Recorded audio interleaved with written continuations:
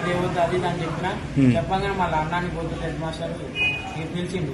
పిలిచి ఏంద్రా నీకేం అధికారం రా నువ్వు కూరగాయలు బాగా తీయడం అన్న వాళ్ళ ముందేమో అడుగుతాను అన్నాను.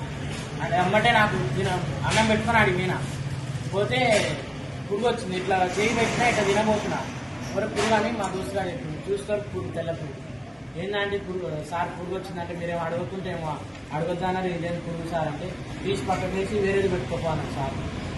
ఆంటీ కూరలు బాగాలేవు మరి ఏంటి మీరు ఎట్లా ఇట్లా చేస్తే ఎట్లా అంటే ఏమొద్దు మేమే ఉన్నాము వేరే వాళ్ళని తీసుకొచ్చుకొని అది కానీ అది మాకు మళ్ళా ఎదురు సమాధానం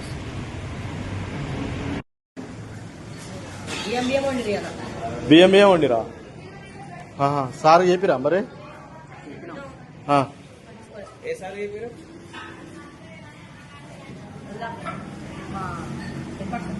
ఏం పేరు గోపాల్ రెడ్డి సార్ చెప్పిరా ఏమన్నాడు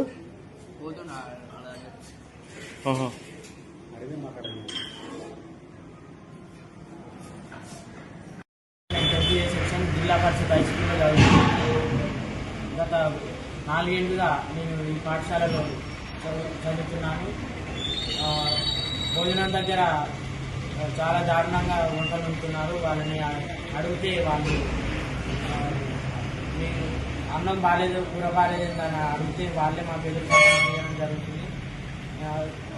మళ్ళీ సారీ కూర బాగాలేదు అన్నం బాగాలేదు అంటే ఎందుకు బాగాలేదు అది ఒక్కమేనా అందరూ అది దాన్ని మళ్ళీ సార్ మమ్మల్ని తింటున్నారు.